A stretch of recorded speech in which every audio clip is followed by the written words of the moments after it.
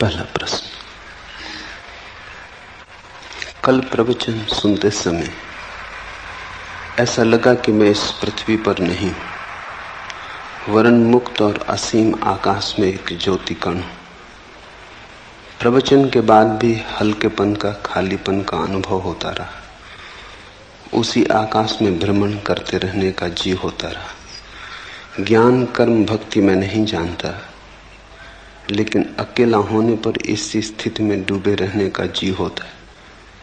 लेकिन कभी कभी यह भाव भी उठता है कि कहीं यह मेरा पागलपन तो नहीं, कहीं यह मेरे अहंकार का ही दूसरा खेल तो नहीं।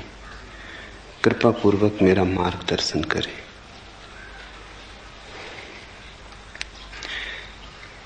इस पृथ्वी पर हम हैं, पर इस पृथ्वी पर वस्तुतः हम न हो सकते हैं और न हम हैं। प्रतीत होता है पृथ्वी पर हम अजनबी हैं। देह में घर किया है, लेकिन देह हमारा घर नहीं। जैसे कोई परदेश में बस जाए और भूल ही जाए स्वदेश को, फिर अचानक राह पर किसी दिन बाजार में कोई मिल जाए जो घर की याद दिला दे, जो अपनी भाषा में बोले, तो एक क्षण को परदेश मिट जाएगा, स्वदेश प्रकट हो जाएगा। शास्त्र का यही मूल्य है, शास्त्राओं के वचनों का यही अर्थ है। उनकी सुन के क्षण भर को हम यहां नहीं रह जाते, वहां हो जाते हैं जहां हमें होना चाहिए। उनके संगीत में बहकर जो चारों तरफ घेरे है वो दूर हो जाता है, और जो बहुत दूर है पास आ जाता है। अष्टावक्र के वचन बहुत अनूठे, सुनोगे तो ऐसा बार बार होगा। बार बार लगेगा पृथ्वी पर नहीं हो, आकाश के हो गए, क्योंकि वे वचन आकाश के, वे वचन स्वदेश से आए, उस स्रोत से आए जहां से हम सबका आना हुआ है, और जहां हमें जाना चाहिए, और जहां जाए बिना हम कभी चैन को उपलब्ध ना हो सकेंगे। जहां हम हैं सराय है, घर नहीं। कितना ही मान के बैठ जाएं कि घर है, फिर भी सराय सराय बनी रहती। समझा लें, बुझा लें, भुला लें, भेद नहीं पड़ता। कांटा चुभता ही रहता, याद आती ही रहती। और कभी जब ऐसे किसी सत्य के साथ मुलाकात हो जाए जो खींच ले, जो चुंबक की तरह किसी और दूसरी दुनिया का दर्शन करा दे, तो लगेगा कि हम पृथ्वी के हिस्से नहीं रहे। ठीक लगा। कल प्रवचन सुनते समय ऐसा लगा कि मैं इस पृथ्वी पर नहीं हूं। इस पृथ्वी पर कोई भी नहीं है। इस पृथ्वी पर हम मालूम होते हैं, प्रतीति होती है। सत्यता हम आकाश में है, हमारा स्वभाव आकाश का है। आत्मा यानी भीतर का आकाश, शरीर यानी पृथ्वी। शरीर बना है पृथ्वी से, तुम बने हो आकाश से। तुम्हारे भीतर दोनों का मिलन हुआ है। तुम क्षितिज हो, जहां पृथ्वी आकाश से मिलती हुई मालूम पड़ती, लेकिन मिलती थोड़ी कभी। दूर क्षितिज मालूम पड़ता है, मिल रहा आकाश पृथ्वी से। चल पड़ो, लगता है ऐसे घड़ी दो घड़ी में पहुंच जाएंगे। चलते रहो जन्मों जन्मों तक, कभी भी उस जगह न पहुंचोगे जहां आकाश पृथ्वी से मिलता। बस मालूम होता, सदा मालूम होता, मिल रहा थोड़ी दूर आगे, बस थोड़ी दूर आगे।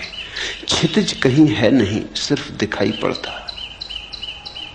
जैसे बाहर क्षितिज है, वैसे ही हमारी अवस्था है। यहां भीतर भी मिलन कभी हुआ नहीं। आत्मा कैसे मिले शरीर से? मर्त्य का अमृत से मिलन कैसे हो? दूध पानी में मिल जाता, दोनों पृथ्वी के हैं। आत्मा शरीर से कैसे मिले? दोनों का गुणधर्म भिन्न है। कितने ही पास हों, मिलन असंभव है। सनातन से पास हो तो भी मिलन असंभव है। मिलन हो नहीं सकता। सिर्फ हमारी प्रतीति है, हमारी धारणा है। क्षितिज हमारी धारणा है, हमने मान रखा है, इसलिए है। अष्टावक्र के वचनों को अगर जाने दोगे हृदय के भीतर तीर की तरह, तो वे तुम्हें याद को जगाएंगे, तुम्हारी भूली बिसरी स्मृति को उठाएंगे। क्षण भर को आकाश जैसे खुल जाएगा, बादल कट जाएंगे, सूरज की किरणों से भर जाएगा प्राण। कठिनाई होगी, क्योंकि हमारे सारे जीवन के विपरीत होगा यह अनुभव। इससे बेचैनी होगी। और ये जो घटाएं छट गई हैं, ये तुम्हारे कारण नहीं छटी, ये तो किसी शास्त्रा के वचनों का परिणाम है। फिर घटाएं गिर जाएंगी। तुम घर पहुंचते पहुंचते फिर घटाओं को घेर लोगे। तुम अपनी आदत से इतनी जल्दी बाज थोड़ी आओगे। फिर घटाएं गिर जाएंगी, तब और बेचैनी होगी कि जो दिखाई पड़ा था वो सपना तो नहीं था, जो दिखाई पड़ा था कहीं कल्पना तो नहीं थी, कहीं अहंकार का मन का खेल तो न था, कहीं ऐसा तो न हुआ कि हम किसी पागलपन में पड़ गए थे। स्वभावतः तुम्हारी आदतों का वजन बहुत पुराना है। अंधेरा बड़ा प्राचीन है, यद्यपि है नहीं पर है बहुत प्राचीन। सूरज की किरण कभी फूटती है तो बड़ी नई है, अत्यंत नई है, सद्ध स्नात। क्षण भर को दिखाई पड़ती है, फिर तुम अपने अंधेरे में खो जाते हो। तुम्हारे अंधेरे का बड़ा लंबा इतिहास है। जब तुम दोनों को तौलोगे तो शक किरण पे पैदा होगा, अंधेरे पे पैदा नहीं होगा। होना चाहिए अंधेरे पर, होता है किरण पर, क्योंकि किरण है नई और अंधेरा है पुराना। अंधेरा है परंपरा जैसा, सदियों सदियों की धारा है। किरण है अभी अभी फूटी, ताजी, नई, इतनी नई कि भरोसा कैसे करें। लगा कि मैं इस पृथ्वी पर नहीं हूं, इस पृथ्वी पर कोई भी नहीं है, इस पृथ्वी पर हम हो नहीं सकते। मान्यता है हमारी, धारणा है हमारी, लगता है, सत्य नहीं है। और मुझे असीम आकाश में एक ज्योतिकण हूं ऐसा प्रतीत हुआ। यह शुरुआत है। असीम आकाश में एक ज्योतिकण हूं, जल्दी ही लगेगा कि असीम आकाश हूं। यह प्रारंभ है। तो असीम आकाश में भी अभी हम पूरी तरह लीन नहीं हो पाते। अगर लगता भी है कभी कभी वो उड़ान भी आ जाती, वो तूफान भी आ जाता, हवाएं हमें ले भी जाती, तो भी हम अपने को अलग ही बचा लेते। ज्योतिकण न रहे, अंधेरे हो गए ज्योतिकण, लेकिन आकाश से अभी भी भेद रहा, फर्क रहा, फासला रहा। घटना तो पूरी उस दिन घटेगी जिस दिन तुम आकाशी हो जाओगे। ज्योतिकण भी भिन्न है जिस दिन तुम अभिन्न हो जाओगे, जिस दिन लगेगा मैं शून्याकाश हूं। ऐसा तो कहते हैं भाषा में कि मैं शून्याकाश हूं। जब तक मैं है तब तक ये कैसे हो सकेगा? मैं है तो आकाश अलग रहेगा। जब ऐसा प्रतीत होगा कि शून्याकाश है, तब मैं तो नहीं रहूंगा, शून्याकाश ही रहेगा। कहते हैं अहम ब्रह्मास्मि, मैं ब्रह्म हूं। लेकिन जब ब्रह्म होगा तब मैं कैसे रहेगा? ब्रह्म ही रहेगा, मैं नहीं रहूंगा। पर कहने में और कोई उपाय नहीं। भाषा तो सोए हुए लोगों की है, भाषा तो उनकी है जो परदेश में बस गए और जिन्होंने परदेश को स्वदेश मान लिया। मौन ही ज्ञानियों का है, भाषा तो अज्ञानियों की है। तो जैसे ही कुछ कहो कहते ही सत्य असत्य हो जाता है। अहम ब्रह्मास्मि, मैं ब्रह्म हूं, मैं आकाश हूं, कहते ही असत्य हो गया। आकाश ही है। लेकिन यह भी कहना आकाश ही है पूरा सत्य नहीं है, क्योंकि ही बताता है कि कुछ और भी होगा, अन्यथा ही पर जोर क्यों है? आकाश है, इतने कहने में भी अड़चन है, क्योंकि जो है वो नहीं हो सकता है। हम कहते हैं मकान है, कभी मकान नहीं हो जाता है, गिर जाता है, खंडर हो जाता है। हम कहते हैं आदमी है, कभी आदमी मर जाता है। आकाश इस तरह तो नहीं है, कभी है और कभी नहीं है। आकाश तो सदा है। तो आकाश है ऐसा कहना पुनरुक्ति है। आकाश का स्वभाव ही होना है, इसलिए है को क्या दोहराना। है कहना तो उन चीजों के लिए ठीक है जो कभी नहीं भी हो जाती। मनुष्य है, एक दिन नहीं था, आज है, कल फिर नहीं हो जाएगा। हमारी है तो दो नहीं के बीच में। आकाश की है, कल भी है, आज भी है, कल भी है। दो है के बीच में है का क्या अर्थ? दो नहीं के बीच में है का अर्थ होता है। आकाश है, ये भी पुनरुक्ति है। कहें आकाश, लेकिन आकाश जब कहते हैं, शब्द जब बनाते हैं तभी भूल हो जाती। आकाश कहने का अर्थ हुआ कि कुछ और भी होगा जो आकाश से अन्यथा है, भिन्न है। अन्यथा शब्द की क्या जरूरत? अगर एक ही है तो एक कहने का भी कोई प्रयोजन नहीं। एक तो तभी सार्थक है जब दो हो, तीन हो, चार हो, संख्या हो। आकाश भी क्या कहना। इसलिए ज्ञान तो मौन है। परम ज्ञान को शब्दों तक लाना असंभव है। लेकिन हम धन्यभागी हैं कि अष्टावक्र जैसे किन्हीं पुरुषों ने अथक असंभव चेष्टा की है। जहां तक संभव हो सकता था, सत्य की सुगंध को शब्द तक लाने का प्रयास किया है। और इतना ख्याल रखना कि अष्टावक्र जैसी सफल चेतना बहुत कम है। बहुतों ने प्रयास किया है सत्य को शब्द तक लाने का, सभी हारे। हारना सुनिश्चित है, मगर अगर हारे हुए में भी देखना हो तो अष्टावक्र सबसे कम हारे, सबसे ज्यादा जीते। तो सुनोगे ठीक से तो घर की याद आएगी। सुबह कि लगा ज्योति कण हूं, तैयारी रखना खोने की। किसी दिन लगेगा ज्योति कण भी खो गया, आकाश ही बचा, तब पूरा मतवालापन छाएगा। तब डूबोगे सत्य की शराब में, तब नाचोगे, तब अमृत की पूरी झलक मिली। प्रवचन के बाद भी हल्केपन, खालीपन का अनुभव होता रहा। उसी आकाश में भ्रमण करने का जी होता रहा। यहां थोड़ी भूल हो जाती। जब भी हमें कुछ सुखद अनुभव होता है तो हम चाहते हैं फिर हो। मनुष्य का मन है बड़ा कमजोर, आकांक्षा से भर जाता, लोभ से भर जाता, प्रलोभन पैदा होता। जो भी सुखद है उसे दोहराने का मन होता।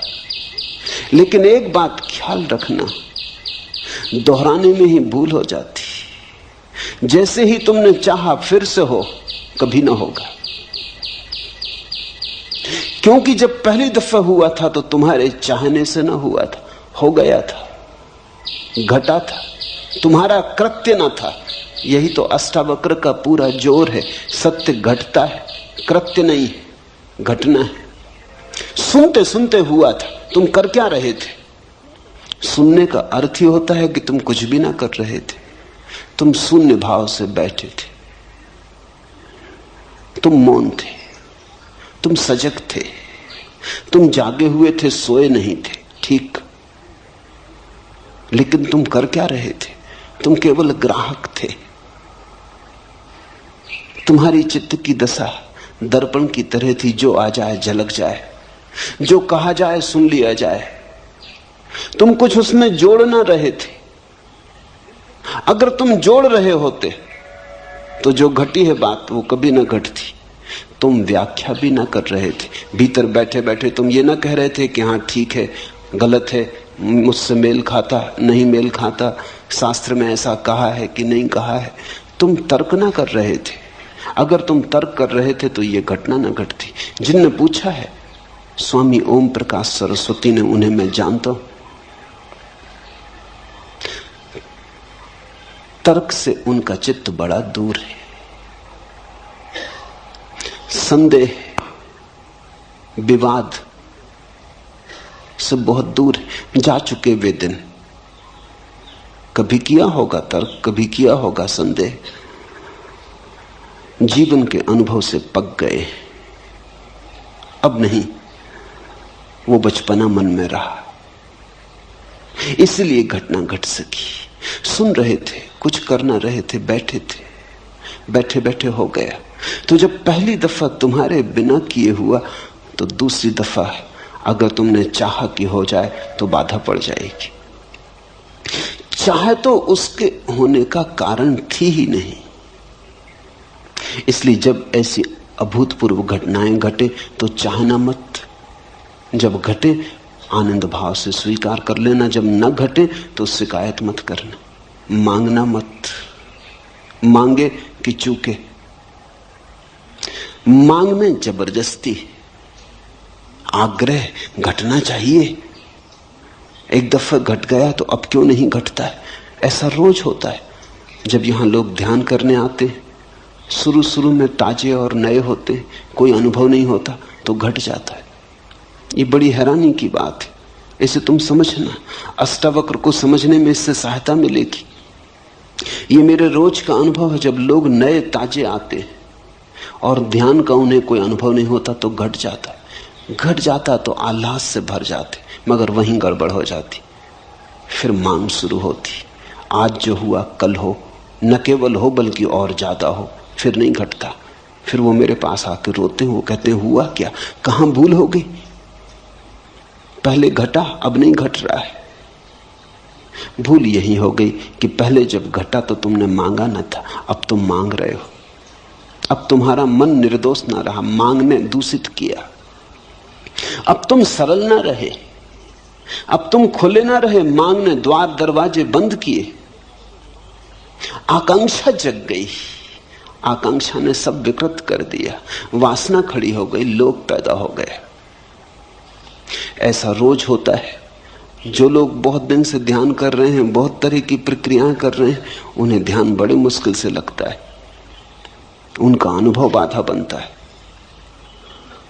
कभी कभी कोई चला आता है ऐसे ही तरंगों में बहता हुआ। कोई मित्र आता था, उसने कभी सोचा भी नहीं ध्यान का। कोई मित्र आता था, उसने सोचा चलो चले चले देखें क्या है। कुतूहलवश चला आया था।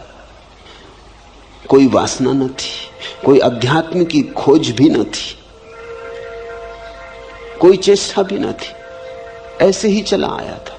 औरों को ध्यान करते देख तरंग आ गई, सम्मिलित हो गया, घट गए।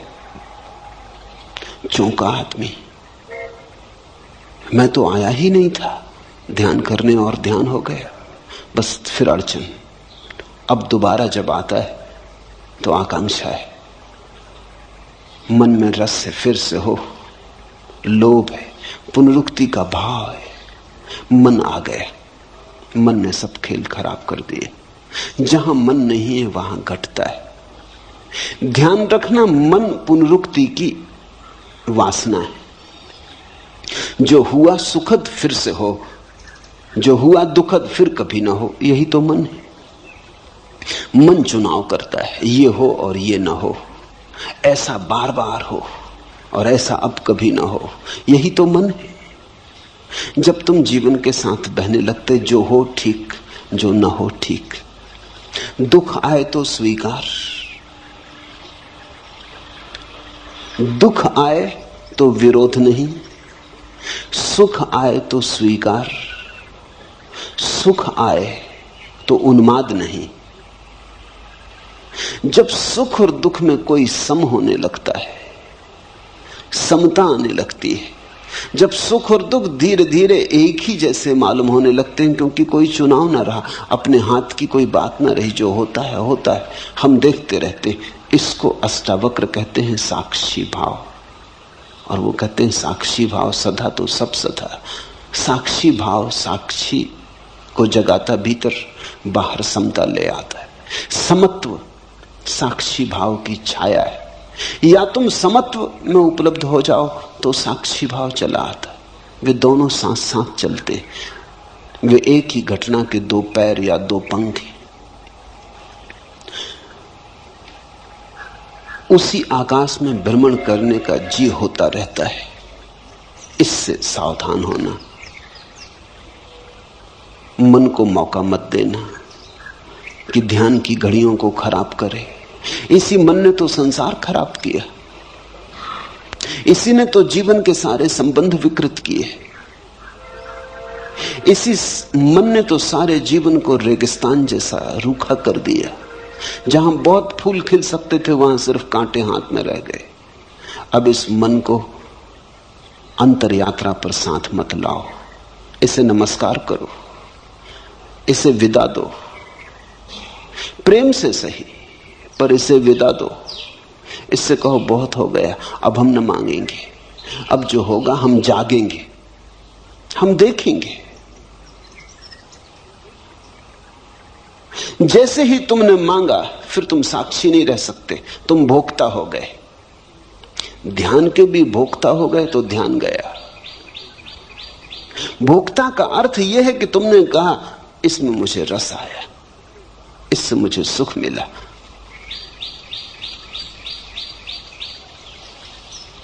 ज्ञान कर्म भक्ति में नहीं जानता, लेकिन अकेला होने पर इसी स्थिति में डूबे रहने का जी होता है। छोड़ो इस जी को और तुम डूबोगे इसी स्थिति में। अकेले ही नहीं, भीड़ में भी रहोगे तो डूबोगे, बाजार में भी रहोगे तो भी डूबोगे। ये स्थिति का कोई संबंध अकेले और भीड़ से नहीं है, मंदिर और बाजार से नहीं है, एकांत समूह से नहीं है। इस स्थिति का संबंध तुम्हारे चित्त के शांत होने से, सम होने से। जहां भी शांति समता होगी ये घटना घटेगी, लेकिन तुम इसको मांगो मत, अन्यथा यही अशांति बन जाएगी, यही तनाव बन जाएगी। अष्टावक्र कहते अभी और यहीं। मांग तो सदा कल के लिए होती, मांग तो अभी और यहीं नहीं हो सकती। मांग का स्वभाव वर्तमान में नहीं ठहरता। मांग का अर्थ ही है हो, कल हो, घड़ी भर बाद हो, क्षण भर बाद हो। मांग अभी तो नहीं हो सकती। मांग के लिए तो समय चाहिए, थोड़ा ही सही पर समय चाहिए, और भविष्य है नहीं। जो नहीं है उसी का नाम भविष्य, जो है उसका नाम वर्तमान है। वर्तमान और मांग का कोई संबंध नहीं होता। जब तुम वर्तमान में होगे तो पाओगे कोई मांग नहीं, और तब घटेगी ये घटना। जब इसे घटाने का जीना रहेगा तब ये खूब घटेगी। इस पहेली को ठीक से समझ लो, इस पहेली का एक एक कोना पहचान लो। जिस दिन तुम कुछ भी न मांगोगे उस दिन सब घटेगा। जिस दिन तुम परमात्मा के पीछे दीवाने होकर न दौड़ोगे वो तुम्हारे पीछे चला आएगा। जिस दिन तुम ध्यान के लिए आतुरता न दिखाओगे, तुम्हारे भीतर कोई तनाव न होगा, उस दिन ध्यान ही ध्यान से भर जाओगे। ध्यान कहीं बाहर से थोड़ी आता। जब तुम तनाव में नहीं हो तो जो तुम्हारे भीतर शेष रह जाता उसका नाम ध्यान है। जब तुम्हारे भीतर वासना नहीं है तो जो शेष रह जाता उसका नाम ध्यान है। झील है, तरंगें उठ रही, हवा के झकोरे, झील का पूरी छाती तूफान से भर गई, आंधी है, सब उथल पुथल हो रही है। आकाश में चांद है पूरा, लेकिन प्रतिबिंब नहीं बनता क्योंकि झील कप रही। दर्पण कैसे बने? चांद का प्रतिबिंब बनता है, टूट टूट जाता, हजार हजार टुकड़ों में चांदी फैल जाती पूरी झील पर, लेकिन चांद का प्रतिबिंब नहीं बनता है। झील शांत हो गई, लहरें कहीं चली गई, लहरें कहीं से आई थी, लहरें झील की थी, फिर सो गई, झील में वापस उतर गई। झील अपनी स्थिर अवस्था में आ गई। वो जो चांदी की तरह फैल गया चांद था, झील की छाती पर सिकुड़ आया एक जगह, ठीक प्रतिबिंब बनने लगा। जैसे ही तुम्हारे मन की झील पे तरंगे नहीं होती, तरंग यानी वासना, तरंग यानी मांग, तरंग यानी ऐसा हो और ऐसा ना हो। जब कोई तरंग मन की झील पे नहीं होती तो सत्य जैसा है वैसा ही प्रतिबिंबित होता है। तो जो बनता है चांद तुम्हारे भीतर, उसके सौंदर्य का क्या कहना, उसके रस का क्या कहना। रसधार बरसती, मिलन होता, फिर सुहागरात ही सुहागरात है। लेकिन तुमने मांगा कि चूक हो जाएगी, और मैं समझता हूं मांग बिल्कुल स्वाभाविक मालूम होती। बड़ी अड़चन है, इतना सुख मिलता है ऐसी घड़ियों में कि कैसे बचे न मांगने से। मानवीय है, मैं ये नहीं कहता कि तुमने कुछ बड़ी अमानवीय भूल की, बिल्कुल मानवीय भूल है। कभी जब क्षण भर को झरोखा खुल जाता है और आकाश बहता है तुम में, कभी क्षण भर को जब अंधेरा टूटता है और किरणें उतरती, तो असंभव है, करीब करीब असंभव है कि इसे न मांगो, लेकिन यह असंभव सीखना पड़ेगा। आज सीखो, कल सीखो, परसों सीखो, मगर सीखना पड़ेगा।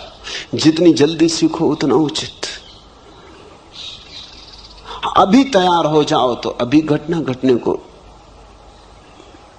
देर नहीं है। जरा भी क्षण भर की प्रतीक्षा करने की जरूरत नहीं। इसी स्थिति में डूबे रहने का जी होता, ये स्थिति घटेगी, इसका तुम्हारे चित्त से कुछ लेना देना नहीं है।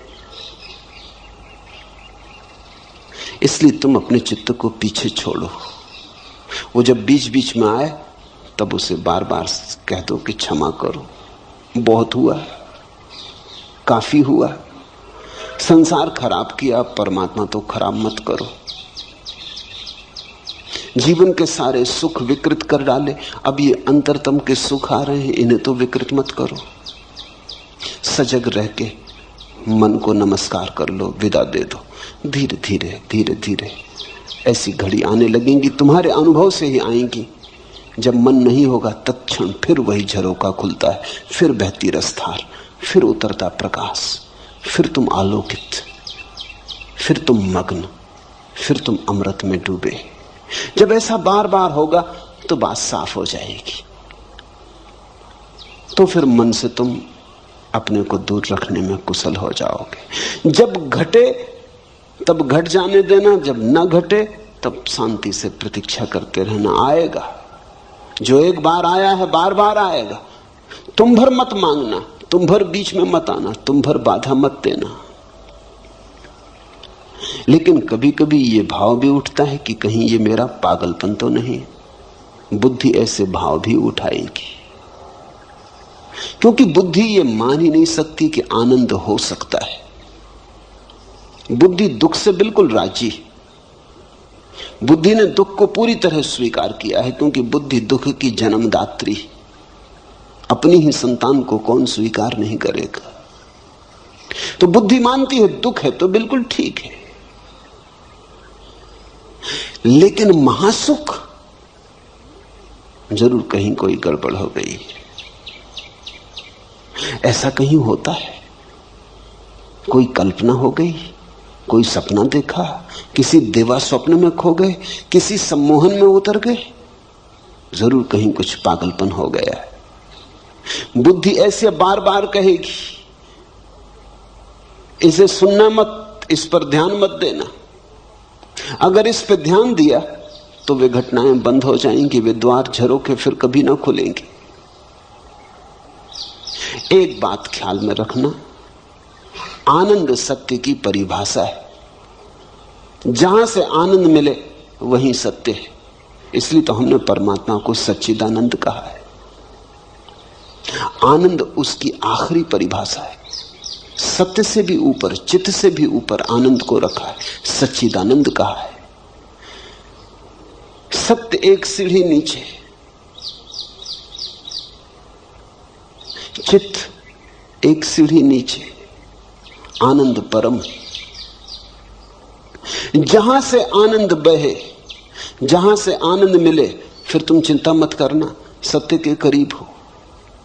जैसे कोई बगीचे के करीब आता है तो हवाएं ठंडी हो जाती, पक्षियों के गीत सुनाई पड़ने लगते, शीतलता अनुभव होने लगती। तो बगीचा दिखाई भी ना पड़े तो भी अनुभव में आने लगता है कि राह ठीक है, बगीचे की तरफ पहुंच रहे हैं।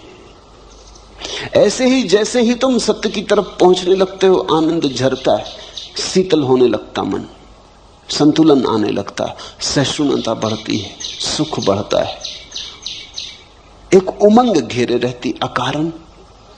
कोई कारण भी दिखाई नहीं पड़ता, न कोई लॉटरी मिली है, न कोई धंधे में बड़ा लाभ हुआ है, न कोई बड़ा पद मिला है। ऐसा भी हो सकता था पद था वो भी गया, हाथ में जो था वो भी खो गया, धंधा भी डूब गया, लेकिन अकारण एक उमंग है कि भीतर कोई नाचे जा रहा है कि रुकता ही नहीं। तो बुद्धि कहेगी कहीं पागल तो नहीं हो गए। ये तो पागलों के लक्षण है। ये बड़ी अजीब दुनिया है, यहां सिर्फ पागल ही प्रसन्न दिखाई पड़ते। इसलिए बुद्धि कहती पागल हो गए होगे, क्योंकि यहां पागलों के सिवा किसी को प्रसन्न देखा है। यहां हजार कारण होते तब भी आदमी प्रसन्न नहीं होता। बड़ा महल हो, धन हो, संपत्ति हो, सुख सुविधा हो, तब भी आदमी प्रसन्न नहीं होता। ये दुनिया दुखी लोगों की दुनिया है, मगर दुखी लोगों की भीड़ है। यहां अगर तुम हंसने लगो अकारण तो लोग कहेंगे पागल हो गए। अगर तुम कहो कि हंसी आ रही कोई कारण नहीं, फैली जा रही, भीतर से उठ रही, लहर आ रही, लोग कहेंगे बस दिमाग खराब हो गए। यहां तुम शक्ल बना के चलो, उदास रहो, तुम्हारी शक्ल देख के भूत प्रेत भी डरे, तो बिल्कुल ठीक हो, तो कोई अड़चन नहीं है, तो सब ठीक चल रहा है। तुम आदमी जैसे आदमी हो, जैसा आदमी होना चाहिए वैसे आदमी हो। लेकिन तुम मुस्कुराने लगो, तुम हंसने लगो, तुम गीत गुनगुनाने लगो, तुम राह के किनारे खड़े होकर नाचने लगो, बस तुम पागल हो गए। परमात्मा को हमने इस भांति इंकार किया है कि अगर परमात्मा आए तो हम उसे पागल खाने में बंद कर देंगे। शायद इसी कारण नहीं आता, आने से डरता है। तुम जरा सोचो, कृष्ण अगर मिल जाएं चौराहे पर, बांसुरी बजाते, मोर मुकुट बांधे, पीतांबर डाले, गोपियां नाचती हों, क्या करोगे? तत्क्षण पुलिस थाने जाओगे। ये क्या हो रहा है? जो नहीं होना चाहिए वो हो रहा है। तुम इस आदमी को जेल खाने में डालोगे। आनंद निष्कासित कर दिया गया है। हमने आनंद को जीवन के बाहर कर दिया है। हम दुख को छाती से लगा के बैठे। यहां दुखी आदमी बुद्धिमान मालूम होता है, यहां आनंदित आदमी पागल मालूम होता है। सारी सरणी उल्टी है। तो स्वाभाविक है, जीवन भर जिसको तुमने बुद्धिमानी समझा है, आज अचानक अगर खोने लगेगी, खिसलने लगेगी, अगर आज अचानक नींव उखड़ने लगेगी तुम्हारी तथाकथित बुद्धिमानी की, और अचानक झांकने लगेगी प्रसन्नता अकारण। ख्याल रखना, पागलपन का मतलब यह होता है अकारण प्रसन्न। कारण भी नहीं है कुछ, बैठे हैं अकेले और मुस्कुराहट आ रही, बस पागल हो गए। क्योंकि ऐसा तो हमने सिर्फ पागलों को ही देखा है। ध्यान रखना, पागलों में और परमहंसों में थोड़ा सा संबंध है। पागल भी हंसते हैं, प्रसन्न होते हैं, क्योंकि बुद्धि गंवा दी। परमहंस भी हंसते हैं, प्रसन्न होते हैं, क्योंकि बुद्धि के पार आ गए। दोनों, पागल बुद्धि से नीचे गिर जाता है इसलिए हंस लेता है, परमहंस बुद्धि के पार चला जाता है इसलिए हंसता है। दोनों में थोड़ी समानता है। पागल और परमहंस में एक बात समान है कि दोनों ने बुद्धि गंवाई। एक ने होशपूर्वक गंवाई है, एक ने बेहोशी में गंवाई है। इसलिए फर्क बहुत है, जमीन आसमान जितना फर्क है, लेकिन फिर भी एक समानता है। इसलिए कभी कभी तुम्हें पागल में परमहंस दिखाई पड़ेगा, और कभी कभी पागल में परमहंस, और कभी कभी परमहंस में पागल। तो भूल चूक हो जाती। पश्चिम के पागल खानों में ऐसे बहुत से लोग बंद हैं जो पागल नहीं है। अभी वहां बड़ी क्रांति चलती है इसके संबंध में। कुछ मनोवैज्ञानिक, विशेषकर R.D. लैंग और उनके साथी एक बड़ा आंदोलन चलाते हैं कि बहुत से पागल पागल खानों में बंद हैं जो पागल नहीं है। अगर वो पूरब में पैदा होते तो परमहंसों की तरह उनका आदर सम्मान होता। R.D. लैंग को पता नहीं है इससे उल्टी घटना पूरब में घट चुकी है। यहां कई पागल हैं जो परमहंस समझे जाते हैं।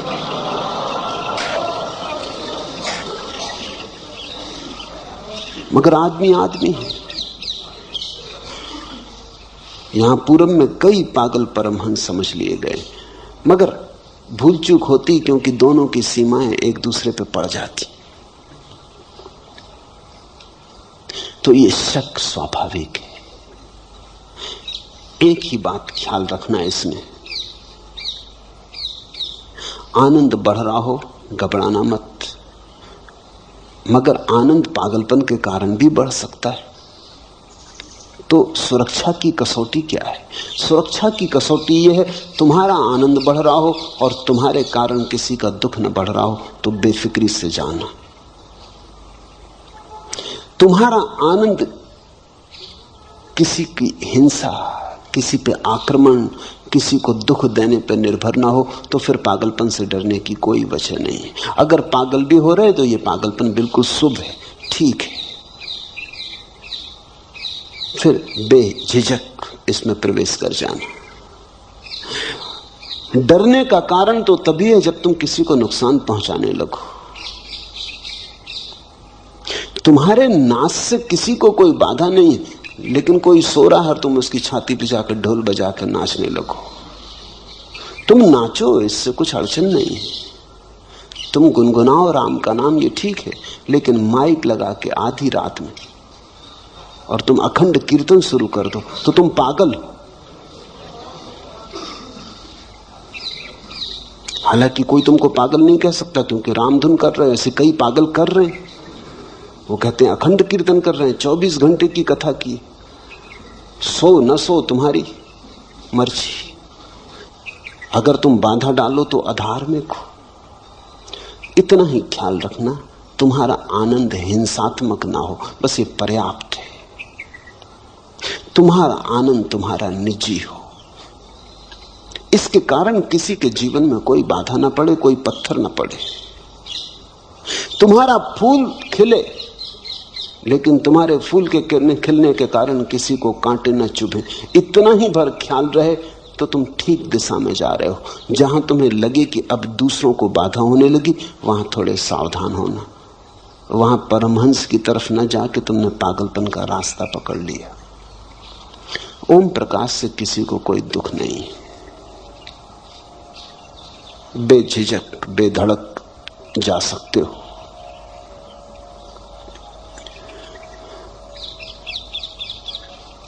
कल मैं एक गीत पढ़ रहा था,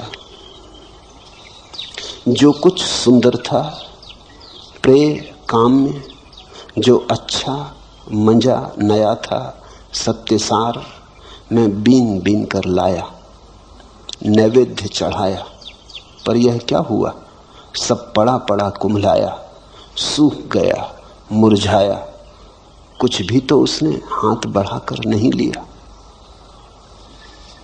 यूं कहीं तो था लिखा, पर मैंने जो दिया, जो पाया, जो पिया, जो गिराया, जो ढाला, जो छलकाया, जो नितारा, जो छाना, जो उतारा, जो चढ़ाया, जो जोड़ा, जो तोड़ा, जो छोड़ा, सबका जो कुछ हिसाब रहा, मैंने देखा कि उसी यज्ञ ज्वाला में गिर गया।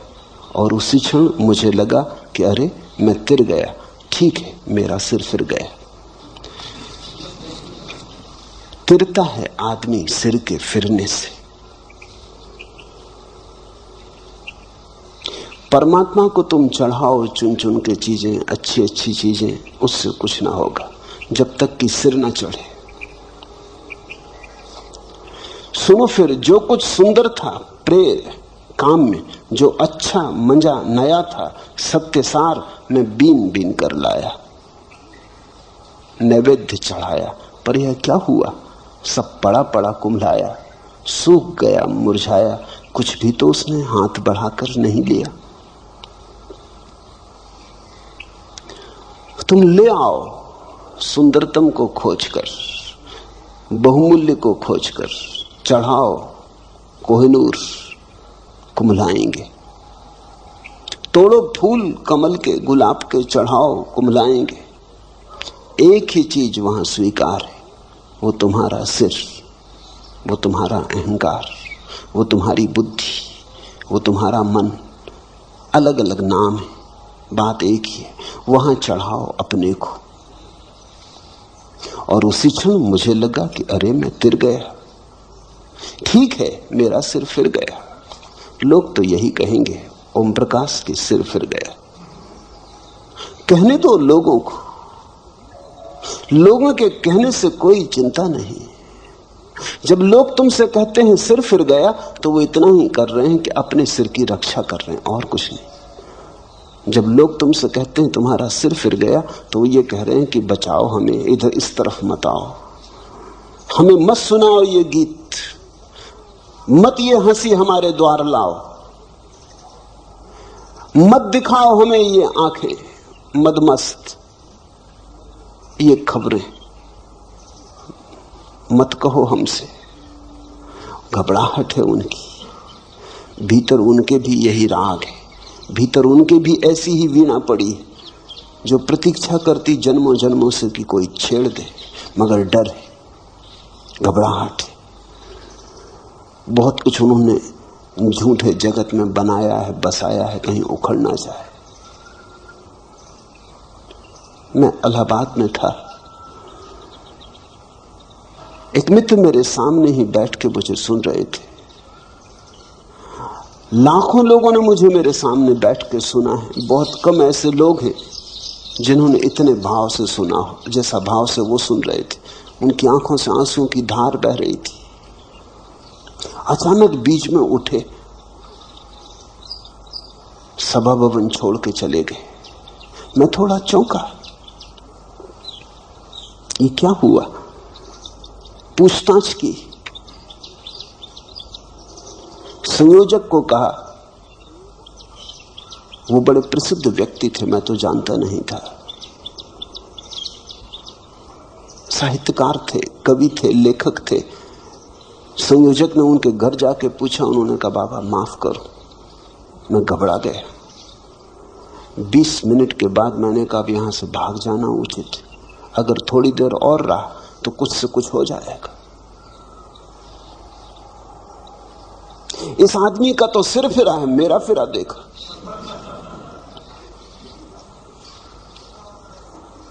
आऊंगा, अभी नहीं, जरूर आऊंगा, पर थोड़ा समय दो। और 2 रात से मैं सो नहीं सका हूं और बातें मेरे मन में गूंज रही। नहीं, अभी मेरे पास बहुत काम करने को पड़े, अभी बच्चे छोटे, अभी घर गृहस्थी संभालनी।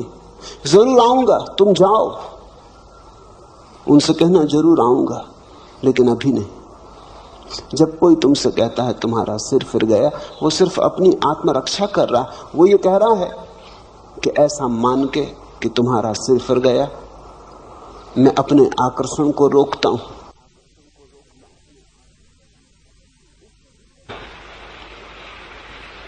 उसके भीतर भी अदम्य आकांक्षा है। कौन है ऐसा जो परमात्मा को खोजने नहीं चला है? कौन है ऐसा जो आनंद का प्यासा नहीं है? कौन है ऐसा जिससे सत्य की अभीप्सा नहीं? ऐसा कभी कोई हुआ ही नहीं। जिनको तुम नास्तिक कहते हो वे ही लोग हैं जो घबरा गए। वे ही लोग हैं जो कहते नहीं कोई परमात्मा नहीं, क्योंकि परमात्मा को इंकार न करें तो खोज पर जाना होगा। मेरा अपना अनुभव यह है कि नास्तिक के भीतर तथाकथित आस्तिकों से सत्य की खोज की ज्यादा गहरी आकांक्षा होती। वो मंदिर जाने से डरता है, तुम डरते ही नहीं। तुम डरते नहीं क्योंकि तुम्हारे भीतर कोई ऐसी प्रबल आकांक्षा नहीं कि तुम पगला जाओगे। तुम मंदिर हो आते हो जैसे तुम दुकान चले जाते हो। तुम मंदिर के बाहर भीतर हो लेते हो, तुम पे कुछ असर नहीं होता है। नास्तिक वैसा व्यक्ति है जो जानता है अगर मंदिर गया तो वापस न लौट सकेगा।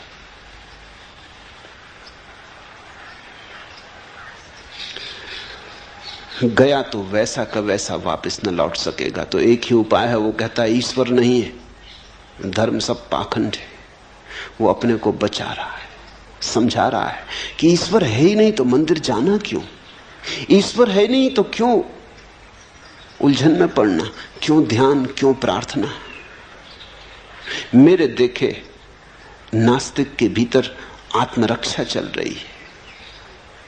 मैंने अब तक कोई नास्तिक नहीं देखा जो वस्तुतः नास्तिक हो। आदमी नास्तिक हो कैसे सकता है? नास्तिक का तो अर्थ हुआ कि कोई आदमी नहीं के भीतर रहने का प्रयास कर रहा है। नहीं के भीतर कोई रह कैसे सकता है? नास्ति में कोई जी कैसे सकता है? जीने के लिए हां चाहिए। नहीं में कहीं फूल खिलते? हां चाहिए, स्वीकार चाहिए। जीवन में जितना स्वीकार होता है उतने ही फूल खिलते, लेकिन सीमा के बाहर फूल न खिल जाएं इससे भय होता है। कहीं फूल इतने न खिल जाएं कि मैं उन्हें संभाल ना पाऊं। कल रात एक युवक ने मुझे कहा कि अब मुझे बचाएं, ये जरूरत से ज्यादा हुई जा रही बात। मैं इतना प्रसन्न हूं कि लगता है मैं टूट जाऊंगा। इतना आनंद है कि लगता है मैं संभाल ना पाऊंगा। ये मेरे हृदय का पात्र छोटा है, मुझे बचाएं। मैं इसके ऊपर से बहा जा रहा हूं। ये मेरी सीमाएं सब टूटी जा रही हैं और मुझे डर है कि अगर मैं इसके साथ बह गया तो फिर लौट ना पाऊंगा। नियंत्रण कहीं खो ना जाए, ये भय। अहंकार दुख के साथ भली भांति जी लेता है क्योंकि दुख में नियंत्रण नहीं खोता। कितने ही तुम रो दुख में, तुम अपने मालिक रहते हो। नियंत्रण खोता है आनंद में। सीमा टूटती आनंद में, दुख में कभी कोई सीमा नहीं टूटती। नरक में भी सीमा नहीं टूटती। तुम नरक में भी पड़े रहो तो भी तुम अपने भीतर मजबूत रहते हो। सीमा टूटती है स्वर्ग में, वहां नियंत्रण खो जाता है। जहां नियंत्रण खोता वहां अहंकार खो जाता है। जहां नियंत्रण खोता वहां बुद्धि की पकड़ खो जाती, तर्क का जाल खो जाता। वही हो रहा है। घबराना मत, तिरने का क्षण करीब आ रहा है, लेकिन सिर फिरे बिना कोई कभी तिरा नहीं।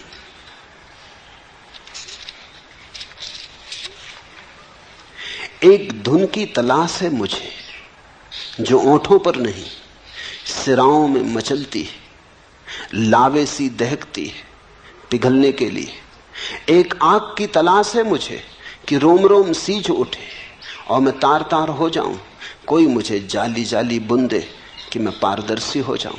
एक खुशबू की तलाश है मुझे कि भारहीन हो, हवा में तैर सकूं, हल्की बारिश की महीन बौछारों में कांप सकूं। गहराती सांझ के सलेटी आसमान पर चमकना चाहता हूं कुछ देर। एक सोख रंग की तलाश है मुझे। ओम प्रकाश, वही सोख रंग मैंने तुम्हें दे दिया है। ये गैरिक वस्त्र वही सोख रंग है। बहो, सीमाएं छोड़ के बहो, बुद्धि के पार बहो। जाने दो नियंत्रण। नियंत्रण का अर्थ है कर्ता। छोड़ो नियंत्रण।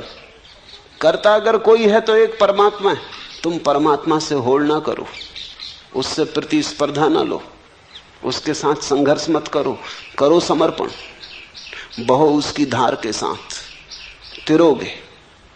जो डूब जाते वही तिरते, जो तिरने की चेष्टा करते डूब जाते।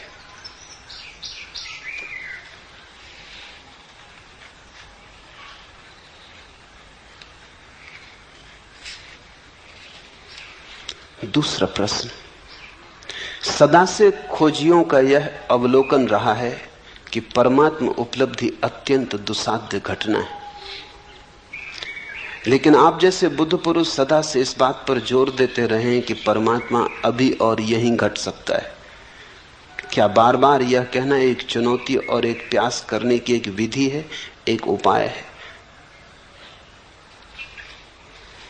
सत्य है यही, न तो विधि है और न उपाय। तुम्हारा ऐसा पूछना बचने की विधि और उपाय है। ये बात हमारा मन स्वीकार करने को राजी नहीं होता कि परमात्मा अभी और यहीं मिल सकता है। क्यों नहीं राजी होता? इसलिए राजी नहीं होता कि अगर अभी और यहीं मिल सकता है तो फिर हमें मिल नहीं रहा। तो इसका कारण क्या होगा, फिर इसकी व्याख्या कैसे करें? अगर अभी और यहीं मिल सकता है तो मिल क्यों नहीं रहा? बेचैनी खड़ी हो जाती, अभी और यहीं मिल सकता है, मिल तो नहीं रहा। तो इसे समझाएं कैसे? तो बड़ी अड़चन की बात हो गई। इस अड़चन को सुलझाने के लिए तुम कहते हो मिल तो सकता है लेकिन पात्रता चाहिए।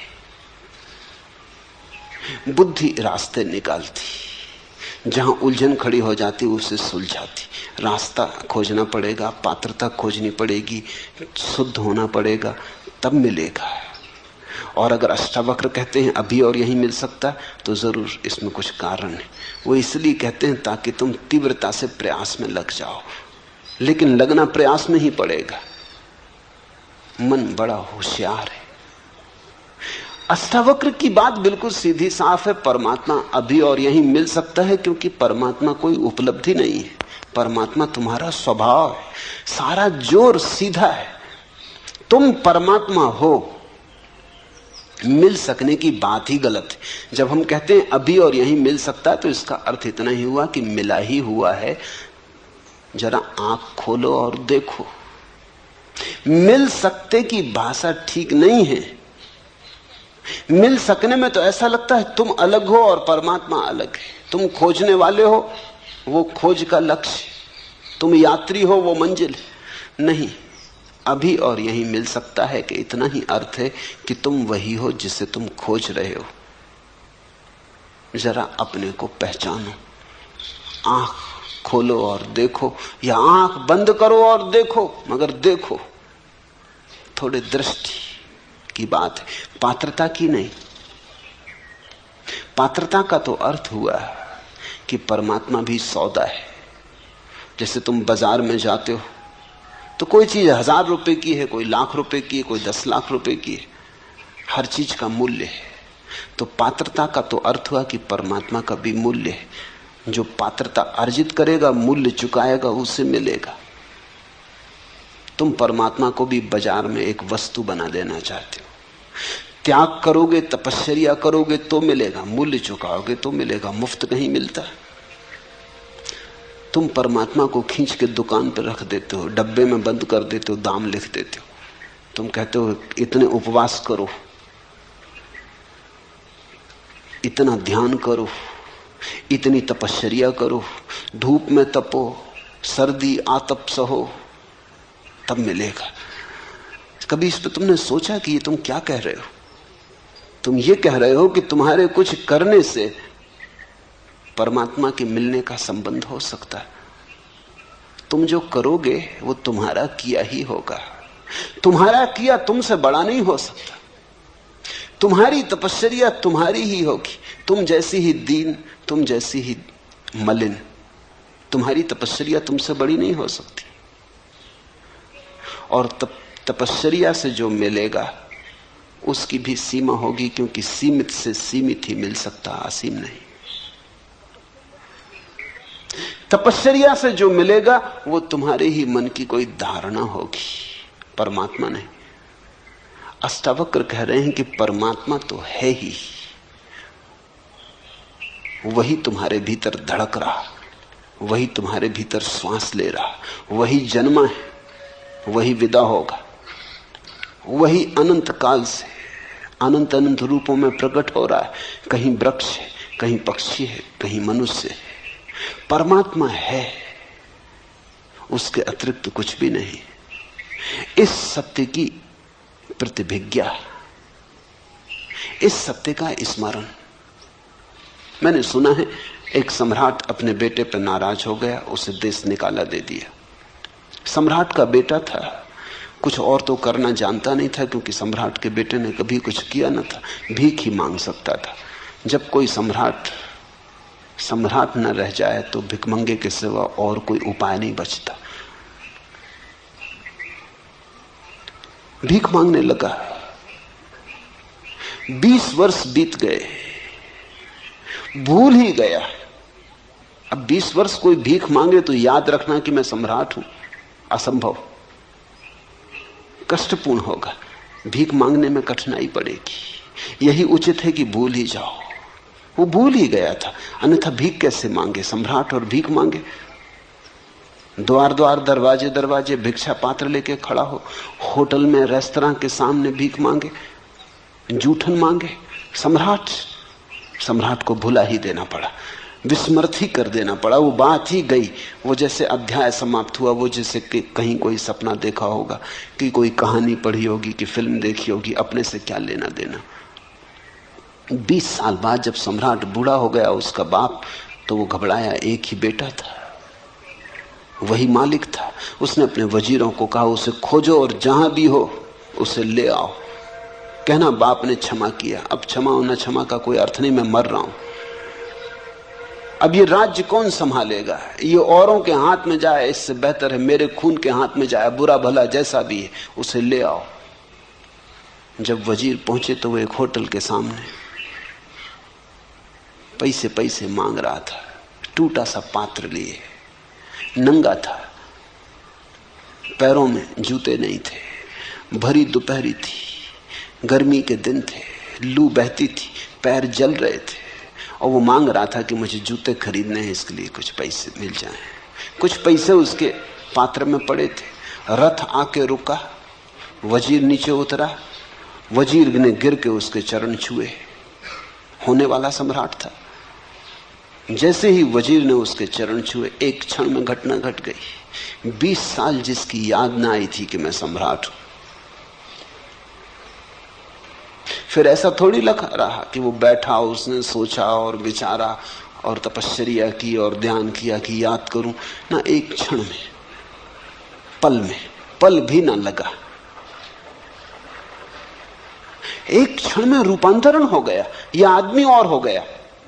अभी भिखारी था, दीनहीन, नग्न अब भी था, अब भी पैर में जूते न थे, लेकिन हाथ से उसका पात्र उसने फेंक दिया और वजीरों से कहा कि जाओ मेरे स्नान की व्यवस्था करो, ठीक वस्त्र जुटाओ। वो जाके रथ पे बैठ गया। उसकी महिमा देखने जैसी थी। अभी भी वही का वही था, लेकिन उसके चेहरे पर एक गरिमा थी, आंखों में एक दीप्ति थी, चारों तरफ एक आभा मंडल था। सम्राट था। याद आ गई, बाप ने बुलावा भेज दिया। ठीक ऐसा ही है। अष्टावक्र जब कहते कि अभी और यहीं, तो वो यही कहते हैं कितने, चलो 20 साल नहीं, 20 जन्म से देश निकाले पे रहे, भीख मांगी बहुत, भूल गए बिल्कुल, याद को बिल्कुल सुला दिया, सुलाना ही पड़ा, न सुलाते तो भीख मांगनी मुश्किल हो जाती। द्वार द्वार, दरवाजे दरवाजे भिक्षा पात्र लेके घूमे।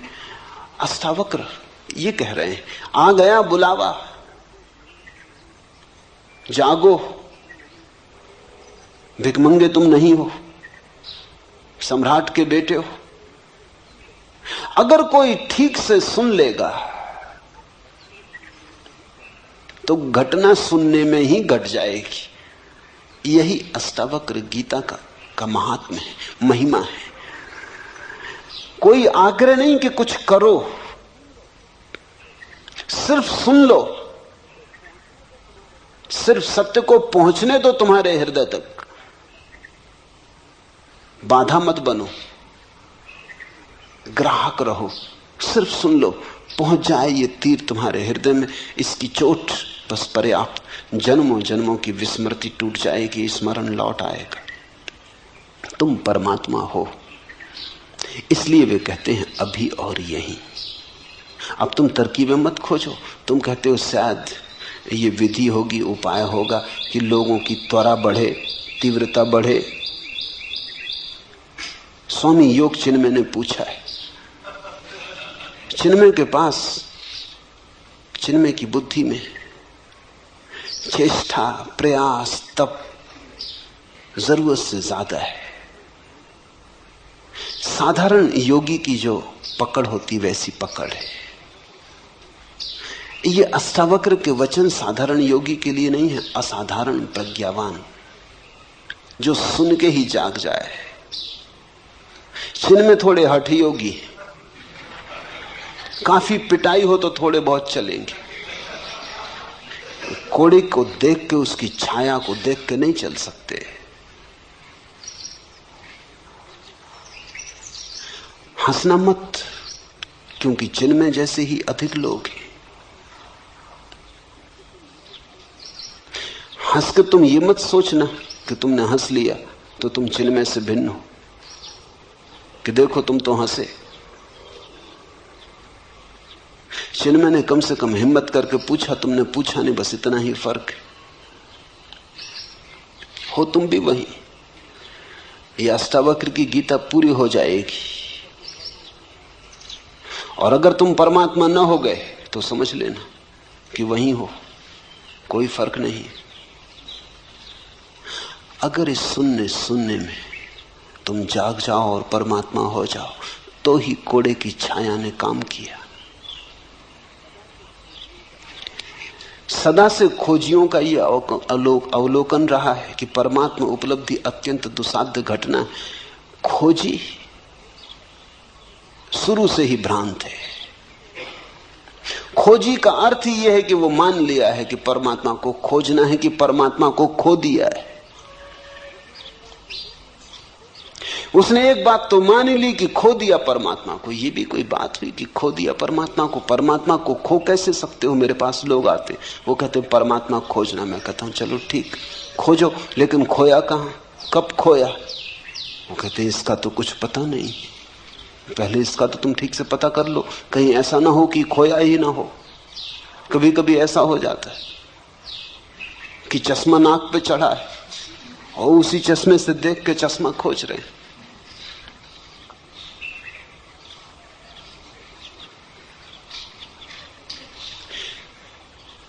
कहीं ऐसा ना हो कि परमात्मा नाक पे चढ़ा हो और तुम उसी परमात्मा से खोज रहे हो। ऐसा ही है। खोजी बुनियादी रूप से भ्रांत है।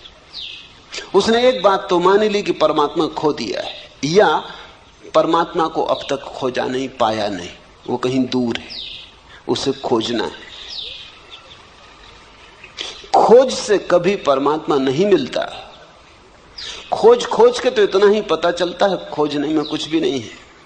एक दिन खोजते खोजते खोज गिर जाती, खोज के गिरते ही परमात्मा मिलता है। बुद्ध ने 6 वर्ष तक खोजा, खूब खोजा। उनसे बड़ा खोजी और कहां खोजोगे? जहां जहां खबर मिली कि कोई ज्ञान को उपलब्ध है, वहां वहां गए, सभी चरणों में सिर रखा। जो गुरुओं ने कहा वही किया। गुरु भी थक गए उनसे, क्योंकि गुरु उन शिष्यों से कभी नहीं थकते जो आज्ञा का उल्लंघन करते। उनसे कभी नहीं थकते, क्योंकि उनके पास सदा कहने को कि तुम आज्ञा मान ही नहीं रहे, इसलिए कुछ नहीं घट रहा है, हम क्या करें। गुरु को बड़ी सुविधा है, अगर तुम गुरु की न मानो। वह सदा कह सकता है कि तुमने माना ही नहीं, मानते तो घट जाता। मगर बुद्ध के साथ गुरु मुश्किल में पड़ गए। जो गुरुओं ने कहा बुद्ध ने वही किया। उन्होंने 1 शेर कहा तो बुद्ध ने 1.25 शेर किया। गुरुओं ने आखिर उनसे हाथ जोड़ लिया कि तू भाई कहीं और जा। जो हम बता सकते थे बता दिया। बुद्ध ने कहा इससे तो कुछ घट नहीं रहा है। उन्होंने कहा इससे ज्यादा हमें भी नहीं घटा है, तेरे से क्या छिपाना। तू कहीं और जा। इतने प्रामाणिक व्यक्ति के सामने गुरु भी धोखा न दे पाए। सब तरफ खोज के बुद्ध ने आखिर पाया कि नहीं, खोजने से मिलता ही नहीं। संसार तो व्यर्थ था ही, अध्यात्म भी व्यर्थ हुआ। भोग तो व्यर्थ हो ही चुका था, जिस दिन महल छोड़ा उस दिन व्यर्थ हो चुका था, इसीलिए छोड़ा। योग भी व्यर्थ हुआ। न भोग में कुछ है, न योग में कुछ है। अब क्या करें? अब तो करने को ही कुछ ना बचा। अब तो कर्ता होने के लिए कोई सुविधा न रही। इस सूत्र को ठीक से समझना। न भोग बचा, न योग बचा, न संसार बचा, न स्वर्ग बचा। तो अब कर्ता होने के लिए जगह ही न बची। कुछ करने को बचे तो कर्ता बच सकता है, कुछ करने को न बचा। उसी रात घटना घटी। उस सांझ बोधि वृक्ष के नीचे वे बैठे तो करने को कुछ भी न था। बड़ी हैरानी में पड़े। संसार छोड़ दिया था तो योग पकड़ लिया था, भोग छोड़ दिया था तो अध्यात्म पकड़ लिया था। कुछ तो करने को था तो मन उलझा था। अब मन को कोई जगह न बची। मन का पक्षी तड़फड़ाने लगा, कोई जगह नहीं। मन के लिए जगह चाहिए, अहंकार के लिए कर्ता का रस चाहिए, कर्तव्य चाहिए। कुछ करने को हो तो अहंकार बचे। कुछ था ही नहीं करने को। जरा थोड़ा सोचो। एक गहन उदासीनता, जिसको अष्टावक्र वैराग्य कहते, वो उदय हुआ। योगी विरागी नहीं है, क्योंकि योगी नए भोग खोज रहा है। योगी आध्यात्मिक भोग खोज रहा है, विरागी नहीं है। अभी भोग की आकांक्षा है। संसार में नहीं मिला तो परमात्मा में खोज रहा है, लेकिन खोज जारी है। यहां नहीं मिला तो वहां खोज रहा है, बाहर नहीं मिला तो भीतर खोज रहा है, लेकिन खोज जारी है। भोगी विरागी नहीं है, योगी भी विरागी नहीं है। हाँ, उनकी खोज राग की अलग अलग है। एक बाहर की तरफ जाता, एक भीतर की तरफ जाता, लेकिन जाते दोनों। उस रात बुद्ध को जाने को कुछ न बचा, न बाहर न भीतर। उस रात की तुम जरा कल्पना करो।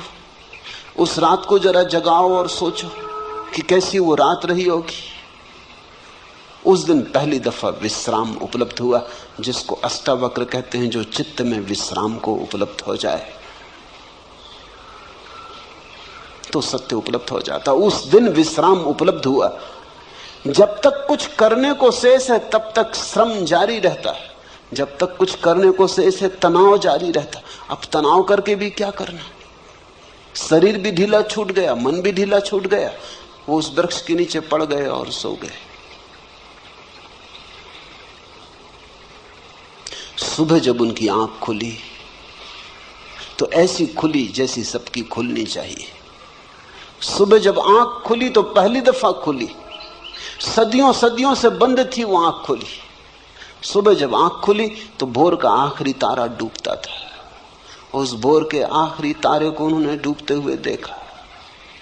इधर बाहर भोर का आखिरी तारा डूब गया, उधर भीतर भी मन की आखिरी रेखा विसर्जित हो गई। कुछ भी ना था, भीतर कोई भी ना बचा। सन्नाटा था, शून्य था, विराट शून्य था, आकाश था। कहते हैं बुद्ध 7 दिन वैसे ही बैठे रहे, मूर्तिवत, हिले नहीं, डुले नहीं। कहते हैं देवता घबरा गए। आकाश से देवता उतरे, ब्रह्मा उतरे, चरणों में पड़े और कहा आप कुछ बोलें। ऐसी घटना सदियों में घटती, बड़ी मुश्किल से घटती है। आप कुछ कहें, हम आतुर हैं सुनने को कि क्या हुआ है। हिंदू बहुत नाराज हैं इस बात से कि बौद्ध कथाओं में ब्रह्मा को उतार के और बुद्ध के चरणों में गिरा दिया। लेकिन कथा बिल्कुल ठीक है, क्योंकि देवता भला स्वर्ग में हो, आकांक्षा के बाहर थोड़ी। आज एक घटना घटी है कि एक व्यक्ति आकांक्षा के बाहर चला गया, तो बुद्ध के ऊपर कोई भी नहीं। बुद्धत्व आखिरी बात है। देवता भी नीचे हैं, अभी उनकी भी स्वर्ग की भोग की आकांक्षा है। इसलिए तो कथाएं हैं कि इंद्र का आसन डोलने लगता जब भी लगता है कोई प्रतियोगी आ रहा, कोई ऋषि मुनि तपश्चर्या में गहरा उतर रहा, इंद्र घबराता, आसन कपने लगता। ये तो आसन इंद्र का क्या हुआ, दिल्ली का हुआ। इंद्र का कहो कि इंदिरा का कहो, एक ही बात, इसमें कुछ बहुत फर्क ना हुआ। ये तो कोई आने लगा तो प्रतिस्पर्धा, घबराहट, बेचैनी। बुद्ध ना कुछ करके उपलब्ध हुए। जो बुद्ध के जीवन में घटा वही अष्टावक्र के जीवन में घटा होगा। कोई कथा हमारे पास नहीं, किसी ने लिखी नहीं, लेकिन निश्चित घटा होगा। क्योंकि अष्टावक्र जो कह रहे हैं वो इतना ही कह रहे हैं कि तुम दौड़ चुके खूब, अब रुको। दौड़ के नहीं मिलता परमात्मा, रुक के मिलता है। खोज चुके खूब, अब खोज छोड़ो। खोज के नहीं मिलता सत्य, क्योंकि सत्य खोजी में छिपा है, खोजने वाले में छिपा है। कहां भागते फिरते हो? कस्तूरी कुंडल बसे। लेकिन जब कस्तूरी का नाफा फूटता है तो मृग पागल हो जाता है। कस्तूरी मृग पागल हो जाता, भागता है, इधर भागता उधर भागता, खोजता है कहां से आती ये गंध, कौन खींचे ले आता है इस सुवास को, कहां से आती। क्योंकि उसने जब भी गंध आती देखी तो कहीं बाहर से आती देखी। कभी फूल की गंध थी, कभी कोई और गंध थी, लेकिन सदा बाहर से आती थी। आज जब गंध भीतर से आ रही तब भी वो सोचता है बाहर से ही आती होगी, भागता है। और कस्तूरी उसकी ही कुंडल में बसी है। कस्तूरी कुंडल बसे, परमात्मा तुम्हारे भीतर बसा है। तुम जब तक बाहर खोजते रहोगे योग में भोग में व्यर्थ। साधारण योगी भोग के बाहर ले जाता है, अष्टावक्र योग और भोग दोनों के बाहर ले जाते हैं। योगातीत भोगातीत। इसलिए तुम पाओगे सांसारिक का अहंकार होता है। तुमने योगी का अहंकार देखा या नहीं? सांसारिक का क्रोध होता है, तुमने दुर्वासाओं का क्रोध देखा या नहीं? सांसारिक आदमी दंभ से अकड़ के चलता है, पताकाएं लेके चलता है। तुमने योगियों की पताकाएं, हाथी घोड़े देखे या नहीं? साधारण आदमी घोषणा करता है इतना धन है मेरे पास, इतना पद है मेरे पास। तुमने योगियों को देखा घोषणा करते कि नहीं कि इतनी सिद्धि है, इतनी रिद्धि है? लेकिन ये सारी बातें वही की वही हैं, कोई फर्क नहीं हुआ। जब तक योग योगातीत न हो जाए, जब तक व्यक्ति मैं करता हूं इस भाव से समग्रतया मुक्त न हो जाए, तब तक कुछ भी नहीं हुआ। तब तक तुमने सिर्फ रंग बदले, तब तक तुम गिरगिट हो, जैसा देखा वैसा रंग बदल लिया, लेकिन तुम नहीं बदले, रंग ही बदला। सदा से खोजियों का यह अवलोकन रहा है कि परमात्मा उपलब्धि अत्यंत दुस्साध्य घटना है। ये बात एक अर्थ में सच है। अगर तुम बहुत दौड़ के आना चाहते हो तो कोई क्या करे। अगर तुम अपने कान को उल्टे तरफ से पकड़ना चाहते हो, मजे से पकड़ो। निश्चित तुम जब उल्टी तरफ से कान को पकड़ोगे तो तुमको लगेगा कान को पकड़ना बहुत दुस्साध्य घटना है। ये तुम्हारे कारण, ये कान के कारण नहीं। अब अगर तुम सिर के बल खड़े होकर चलने की कोशिश करो और 10-5 कदम चलना भी बहुत कठिन हो जाए और तुम कहो कि चलना बहुत दुस्साध्य घटना है, तो तुम गलत भी नहीं कह रहे, तुम ठीक ही कह रहे। लेकिन सिर के बल तुम खड़े हो, जो पैर के बल चल रहे हैं उनके लिए चलने में कोई दुस्साध्य घटना नहीं। अब तुम उपवास करो, आग में तपाओ, धूनी रमाओ, नाहक शरीर को कष्ट दो, सताओ, 1000 तरह के पागलपन करो और फिर तुम कहो कि परमात्मा को पाना बड़ी दुस्साध्य घटना है, तो ठीक ही कह रहे हो। जहां तुम सहज पहुंच सकते थे वहां तुम असहज होकर पहुंच रहे हो तो दुस्साध्य मालूम होता है। तुम्हारे पहुंचने में भूल हो रही। लेकिन असाध्य को आदमी क्यों चुनता है, ये भी समझ लेना चाहिए। सिर के बल चलने का मजा क्या है जबकि तुम्हारे पास पैर है? सिर के बल चलने का एक मजा है, और वो मजा ये है मजा है अहंकार का मजा। मुल्ला नसरुद्दीन एक झील में मछलियां मार रहा था। घड़ी दो घड़ी में देखता रहा, उसकी मछलियां पकड़ में कुछ आती नहीं, झील में मछलियां हैं भी नहीं ऐसा मालूम होता। मैंने उससे पूछा, नसरुद्दीन इस झील में मछलियां मालूम नहीं होती, तुम कब तक बैठे रहोगे? वो पास की दूसरी झील है, वहां क्यों नहीं मछलियां मारते? यहां कोई दूसरा मछुआ दिखाई भी नहीं पड़ता, वहीं सब मछुए। नसरुद्दीन ने कहा, वहां मारने से सारी क्या? अरे वहां इतनी मछलियां हैं कि मछलियों को तैरने के लिए जगह भी नहीं, वहां मारी तो क्या मारी, यहां मछली मारो तो कोई बात। असाध्य में भी आकर्षण है। जितना असाध्य काम हो उतना अहंकार मजबूत होता है। यहां मछली मारो तो कुछ है, जो सभी कर रहे हैं वही तुमने किया तो क्या सार है? सभी पैर के बल चल रहे हैं, तुम भी चले तो क्या मजा? सिर के बल चलो। मेरे देखे परमात्मा से कोई संबंध नहीं है कठिनाइयों का। कठिनाइयों का संबंध अहंकार से। अहंकार कठिन को करने में मजा लेता, क्योंकि सरल तो सभी करते, उसमें क्या सार है?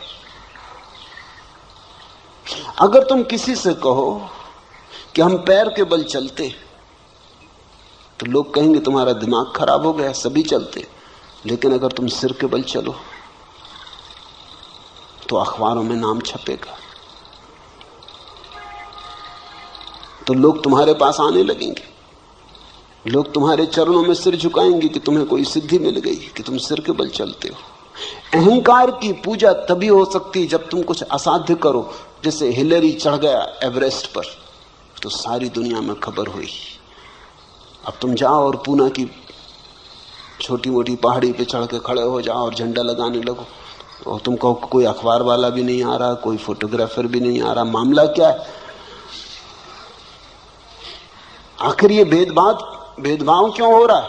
हिलेरी के साथ इतना शोरगुल मचाया, इतिहास में नाम अमर रहेगा सदा के लिए, और हमारा कुछ भी नहीं हो रहा। हम भी वही कर रहे हैं, उसने भी झंडे ही गाड़ा हुआ। लेकिन एवरेस्ट पे चढ़ना कठिन है।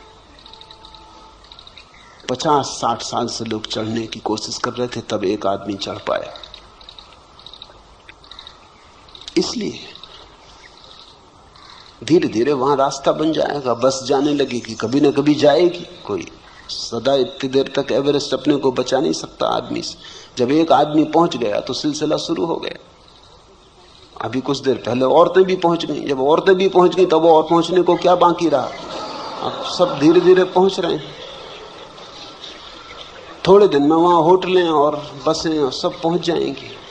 फिर जाके तुम झंडा गाड़ना, जब बस वगैरह सब चलने लगे वहां, तुम कहोगे ये वही जगह है जहां हिलेरी ने झंडा गाड़ा। बड़ा भेदभाव हो रहा है, बड़ा पक्षपात हो रहा है। कठिन में अहंकार को मजा है। आदमी कई चीजों को कठिन कर लेता ताकि अहंकार को भरने में रस आ सके। हम बहुत सी चीजों को कठिन कर लेते हैं, जितनी कठिन कर लेते हैं उतना ही रस आने लगता है। कठिनाई परमात्मा को पाने में नहीं है, कठिनाई अहंकार का रस है। तो तुम जो कहते हो सदा से खोजियों का ये अवलोकन रहा है कि परमात्मा उपलब्धि अत्यंत दुसाध्य घटना है, ये ठीक है। वो जो खोजी है अहंकारी है। और परमात्मा को खोजियों ने कब पाया? जब खोज छूट गई तब पाया। खोज छूटने पर ही मिलता है परमात्मा। जब तुम कहीं भी नहीं जा रहे, सिर्फ बैठे हो विश्राम में, परम विराम में, यात्रा शून्य जहां हो जाती। साधारणतः लोग सोचते हैं कि परमात्मा को पालेंगे तो फिर यात्रा नहीं होगी। बात बिल्कुल उल्टी है। यात्रा अगर तुम अभी छोड़ दो तो अभी परमात्मा मिल जाए। लोग सोचते हैं मंजिल मिल जाएगी तो फिर हम विश्राम करेंगे। हालत उल्टी है, तुम विश्राम करो तो मंजिल मिल जाए।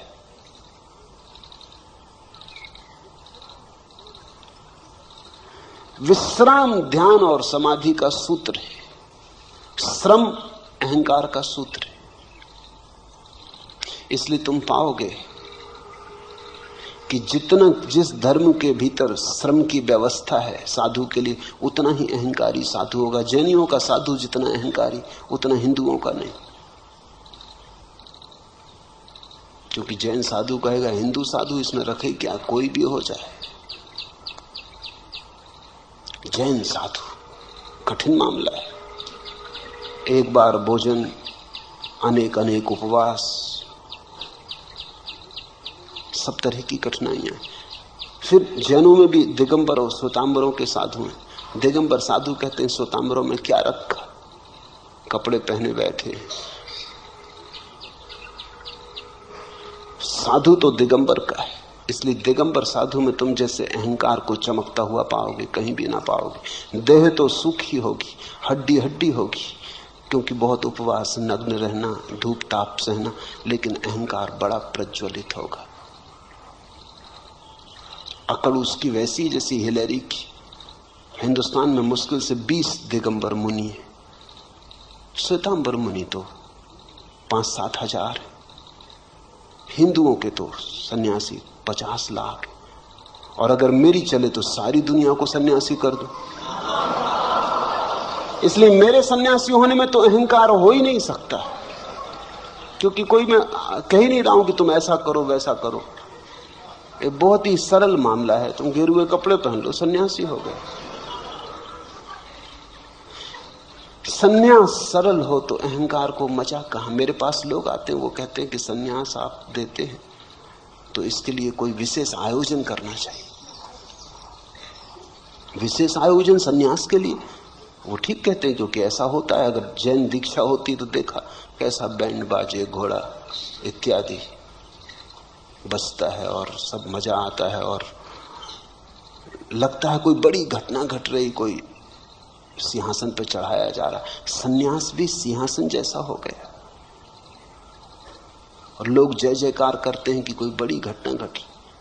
और मैं सन्यास ऐसा चुपचाप दे देता हूं, किसी को पता नहीं चलता। पोस्ट से भी दे देता हूं, मुझे भी पता नहीं चलता कौन सज्जन है, उनको भी पता नहीं चलता। ठीक,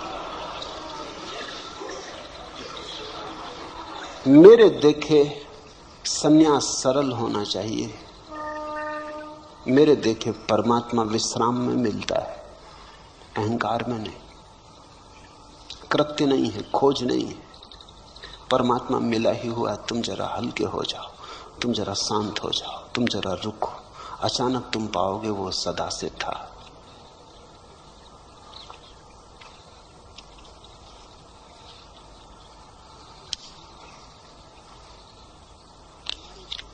आखिरी प्रश्न, हमारे शरीर में कोई 20 अरब कोशिकाएं हैं और शरीर में प्रतिक्षण रासायनिक प्रतिक्रिया होती रहती है।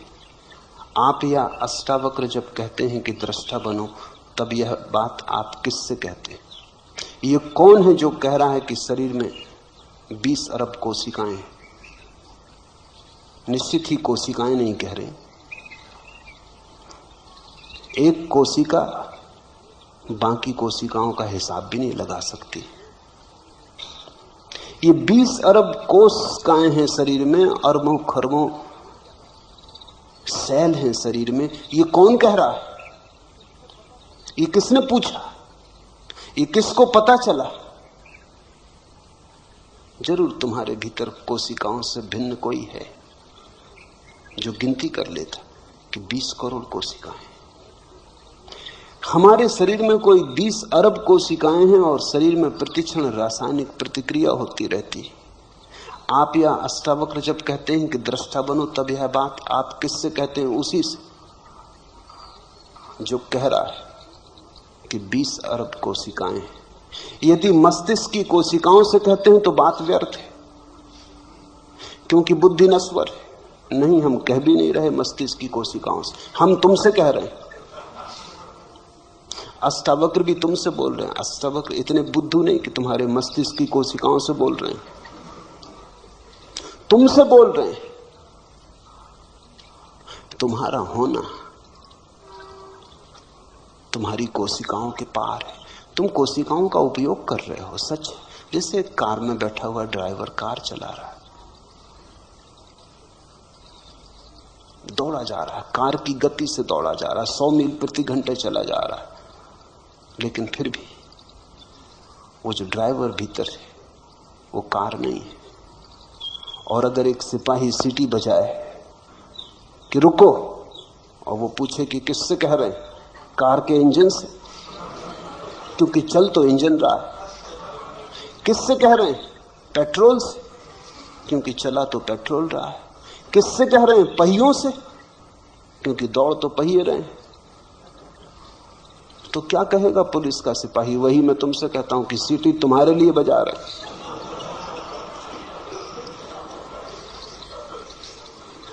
यदि आप आत्मा को जगा रहे हैं तो भी बात व्यर्थ है, क्योंकि आत्मा तो जागी ही हुई है। उसको जगाना और पहचानो कहना तो बेवकूफी, बिल्कुल ठीक बात है। आत्मा तो जागी हुई रही, उसको जगाने का कोई उपाय नहीं, और हम उसको जगा भी नहीं रहे। मामला कुछ ऐसा है कि तुम बने हुए पड़े हो, जागे हुए पड़े और आंखें बंद किए। सोए को जगाना तो बहुत आसान है, हिलाओ डुलाओ, पानी छिड़को, जागेगा। जागा हुआ अगर कोई आदमी पड़ा हो, आंखें बंद करके ढोंग करता हो सोने का, इसको कैसे जगाओ? छिड़को पानी, कोई फर्क नहीं पड़ता। हिलाओ डुलाओ, वो हिल डुल के फिर करवट लेके सो जाता है। पुकारो नाम, सुन लेता है, बोलता नहीं।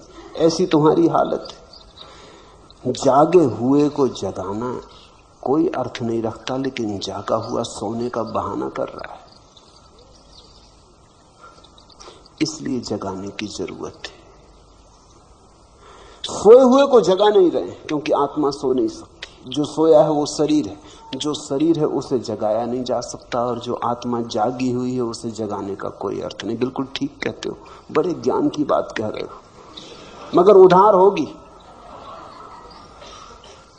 क्योंकि खुद की समस्या आई होती तो पूछते ही नहीं। अष्टावक्र या मैं उसको जगा रहे हैं जो जागा हुआ है और भूल गया कि हम जागे हुए। जो जागा हुआ है और सोने के बहाने में पड़ गया है, सोने का खेल खेल रहा है। इसलिए तो कठिनाई है जगाने में, बड़ी कठिनाई है। आप लोगों को भ्रम में तो नहीं डाल रहे हैं। तुम सोचते हो लोग भ्रम में हैं, नहीं। अगर लोग भ्रम में नहीं हैं तो निश्चित ही मैं भ्रम में डाल रहा हूं, मगर अगर लोग भ्रम में नहीं हैं तो भ्रम में डाले कैसे जा सकेंगे? इतने बुद्ध पुरुष भ्रम में डाले जा सकते हैं। और अगर लोग भ्रम में हैं तो जो मैं कर रहा हूं वो भ्रम के बाहर लाने की चेष्टा है। जो भी तुम हो उससे उल्टा मैं कर रहा हूं। अगर तुम सोचते हो तुम भ्रम में हो तो ये चेष्टा जगाने की। अगर तुम सोचते हो तुम जागे हुए हो तो ये चेष्टा तुम्हें भ्रम में डालने की। लेकिन अगर तुम जागे हुए हो तो कौन तुम्हें भ्रम में डाल देगा? ख्याल रखना, तुम्हारे अतिरिक्त तुम्हें भ्रम में कोई भी नहीं डाल सकता।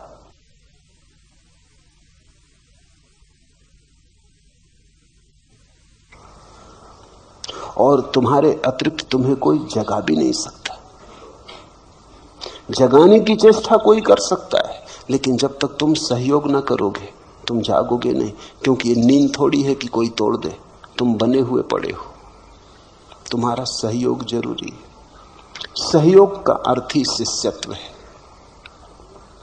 सहयोग का अर्थ ही है कि कोई जगाने वाले के पास तुम जाते हो, तुम कहते हो मेरी पुरानी आदत हो गई अपने को धोखा देने की, जरा मुझे साथ दें, जरा मुझे सहारा दें कि इस आदत के बाहर निकाल लें। एक युवती मेरे पास आई और उसने कहा कि उसे कुछ मादक द्रव्य लेने की आदत हो गई, बाहर आना चाहती, बड़ी आकांक्षा है बाहर निकल आने की, बड़ी आतुर है कि किस तरह बाहर निकल आए। लेकिन वो जो आदत पड़ गई मादक द्रव्यों की वो इतनी गहरी हो गई है, वो शरीर की कोशिकाओं में पहुंच गई। अगर न ले मादक द्रव्य तो ऐसी पीड़ा और बेचैनी सारे शरीर में होती कि न तो सो सकती, न उठ सकती न बैठ सकती तो लेना ही पड़ता है, और लेती है तो पीड़ा होती मन को कि ये क्या जाल हो गया। अब वो मेरे पास आई कि मुझे बाहर निकालने आपके हाथ का सहारा चाहिए। बस ऐसी ही अवस्था है।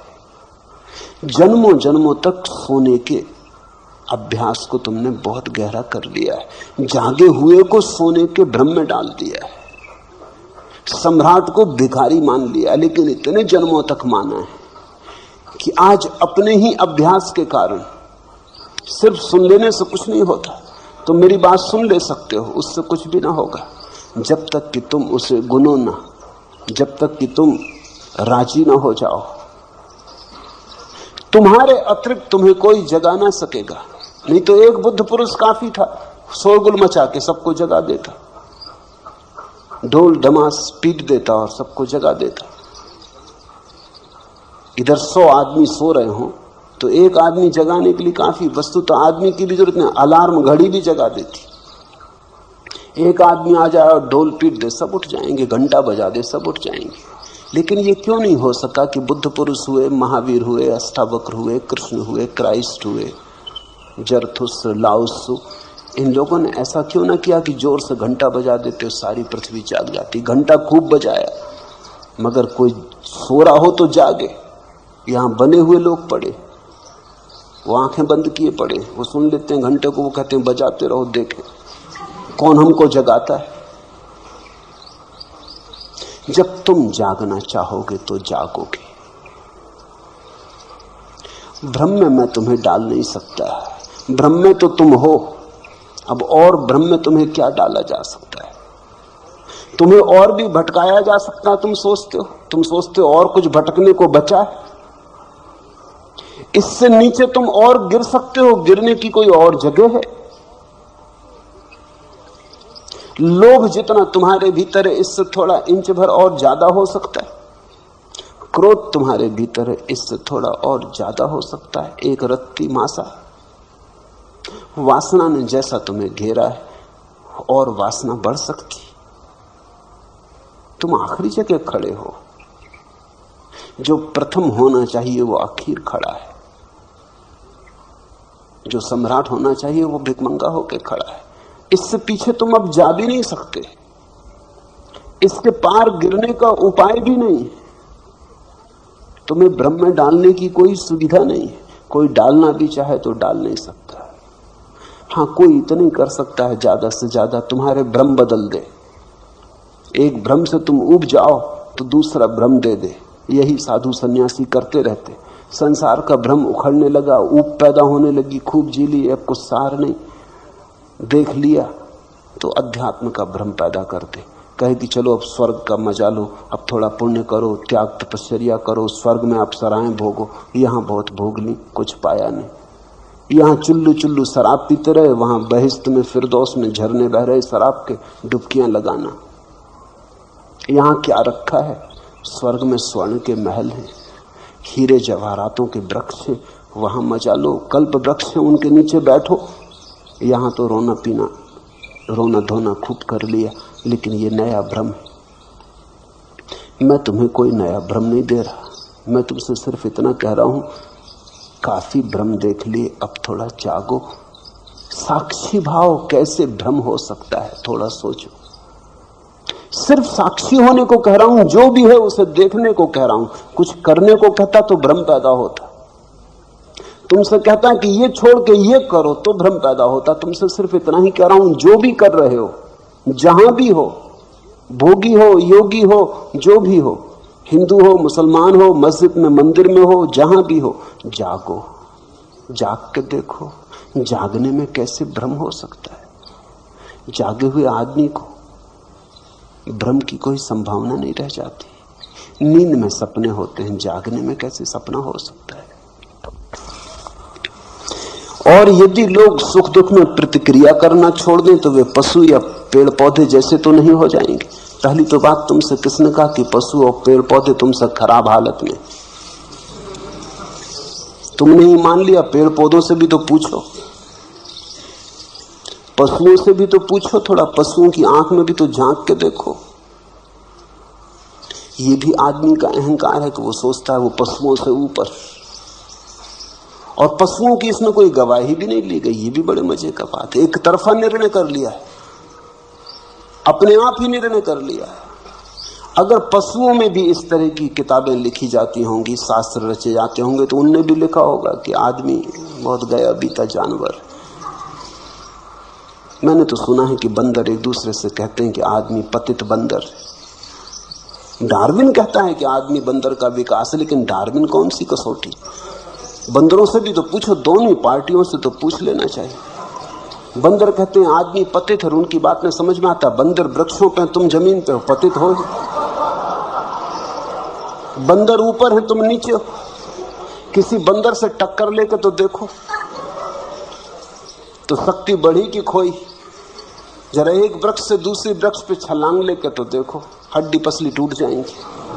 तो कला आई कि गई, ये तुमसे किसने कह दिया? ये खुद ही मान लिया। ये बड़े मजे की बात है। आदमी की बीमारियों में एक बीमारी है कि आदमी मानता है कि वो सबसे ऊपर है। फिर पुरुषों से पूछो तो वो मानते हैं वो स्त्रियों से ऊपर। स्त्रियों से भी नहीं पूछे, स्त्रियों की इसमें कोई गवाही नहीं ली गई, इस पर कोई वोट नहीं हुआ कभी, क्योंकि पुरुषों ने शास्त्र लिखे, जो मन में था लिख लिया। और स्त्रियों को तो पढ़ने पे भी लोग रोक लगा रखी थी कि कहीं वो पढ़ भी लें तो बाधा डालेंगे, क्योंकि जो पंडित लिख रहा था उसकी पत्नी ही उसको कष्ट में डाल देती अगर पढ़ना आता हो तो पढ़ने पे बाधा लगा दी कि वेद पढ़ नहीं सकती स्त्रियां, ये नहीं कर सकती। हद कर दी पुरुषों ने। स्त्रियां मोक्ष भी नहीं जा सकती। मोक्ष जाने के पहले उनको पुरुष होना पड़ेगा, पुरुष पर्याय में आना पड़ेगा। फिर पुरुषों में भी पूछो, गोरा समझता है कि वो ऊंचा है काले से, काले से भी तो पूछो। मैंने सुना है कि अफ्रीका के एक जंगल में एक अंग्रेज शिकार के लिए गया और उसने अपने साथ एक निगरो को गाइड की तरह लिया। जंगल में दोनों भटक गए और देखा कि वही 100 आदमियों का भाले लिए हुए जंगलियों का एक दस्ता निगरो चला आ रहा है। वो अंग्रेज बहुत घबराया। उसने अपने गाइड से निगरो से कहा कि हम लोगों की जान खतरे में। उसने कहा हम लोगों की? मुझे छोड़ो, तुम अपनी सोचो।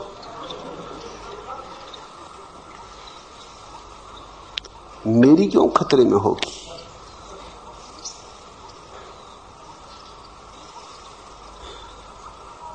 सफेद आदमी सोचता है वो श्रेष्ठ है, काला सोचता है वो श्रेष्ठ है। चीनियों से पूछो, चीनियों की किताबों में लिखा है कि अंग्रेज बंदर है, आदमी में भी गिनती नहीं करते वो उनकी। सारी दुनिया में ये रोग है। आदमी का ये रोग बड़ा गहरा है। वो बिना दूसरी पार्टी से पूछे निर्णय करता चला जाता। ये सब अहंकार के खेल है। अगर तुम थोड़े अहंकार को छोड़ के देखोगे तो तुम पाओगे परमात्मा के ही सब रूप है। जानवर भी, पशु पक्षी भी, पौधे भी, मनुष्य भी। परमात्मा ने कहीं चाहा है हरा हो जाना तो हरा है, कहीं चाहा है पक्षियों के गीत से प्रकट होना तो वैसा हो रहा है, कहीं चाहा है आदमी होना तो आदमी हो गया है। इनमें कोई तरतमता नहीं है, हायरार्की नहीं है, कोई ऊपर नीचे नहीं है। ये सब एक साथ परमात्मा की अनंत लहरें। छोटी लहर में भी वही, बड़ी लहर में भी वही, सफेद लहर में भी वही, काली लहर में भी वही, घास में भी वही, आकाश छूते हुए वृक्षों में भी वही। आध्यात्मिक दृष्टि तो ये कहती है कि इसी क्षण जो भी है वो परमात्मा है। फिर परमात्मा में कोई आगे पीछे कैसे हो सकता है? ये तो बड़ा मुश्किल हो जाएगा। ये तो परमात्मा में भी कुछ नीचे और कुछ ऊपर करना कठिन हो जाएगा। एक ही है। साक्षी भाव से देखोगे तो पाओगे सब एक है। इसलिए पहले तो ये पूछो ही मत कि यदि लोग सुख दुख में प्रतिक्रिया करना छोड़ दें तो वे पशु या पौधे जैसे तो नहीं हो जाएंगे। हो जाएंगे तो कुछ हर्जा नहीं होगा। हिटलर अगर पशु हो जाए, पौधा हो जाए तो कोई हर्जा है? हाँ, दुनिया में करोड़ों लोग मरने से बच जाएंगे और तो कुछ हर्जा नहीं हो जाएगा। नादिर सा है। अगर शेर होता तो कोई हर्जा होता, 10-5 आदमियों को मार के तृप्त हो जाता, भोजन के लिए ही मारता। ऐसे अकारण लाशों से तो नहीं भर देता दुनिया को। इतना तो पक्का है कि पशुओं ने अभी तक एटम बम जैसी कोई चीज नहीं खोजी। नखून से काम लेते हैं, बड़े पुराने ढंग से काम चलता है, भोजन के लिए मारते हैं।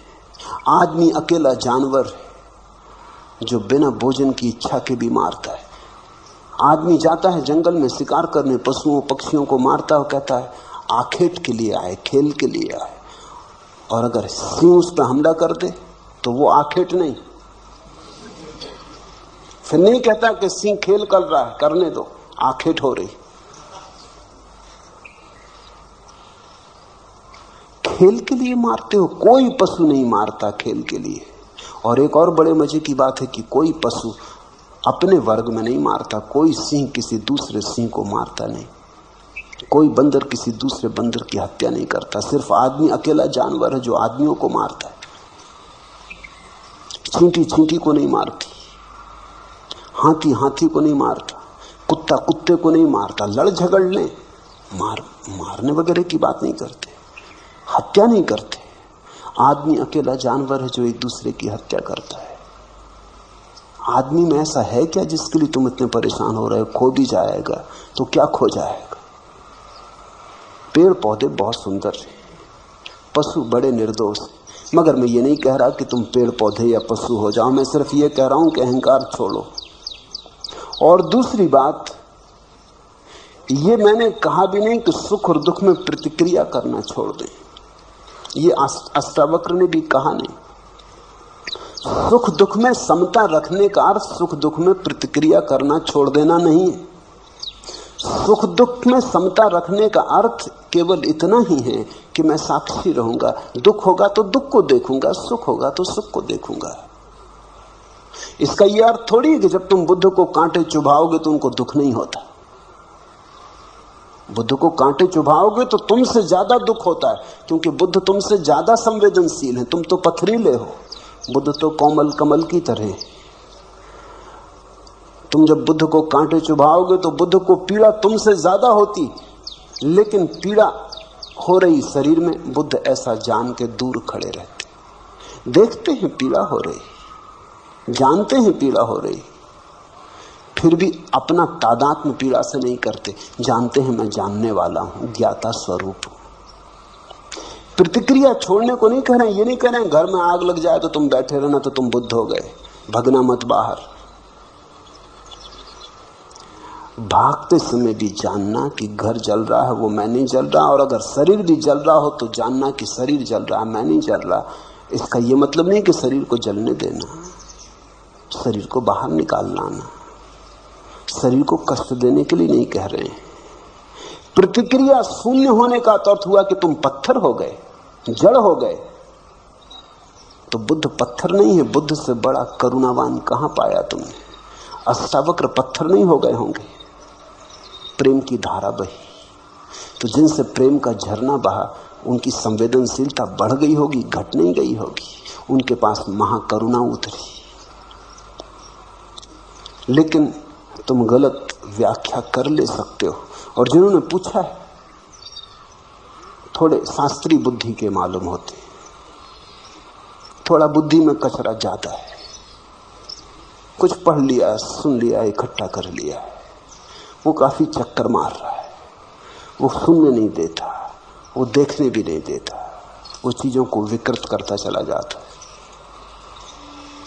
राही रुके सब, भीतर का पानी अधहंसा, बाहर जमी बर्फ है। एक तरफ छाती तक दलदल अगम, बाढ़ का दरिया एक तरफ है। मन मानी बह रही हवाएं, जंगल झुके हुए सब, राही रुके हुए सब।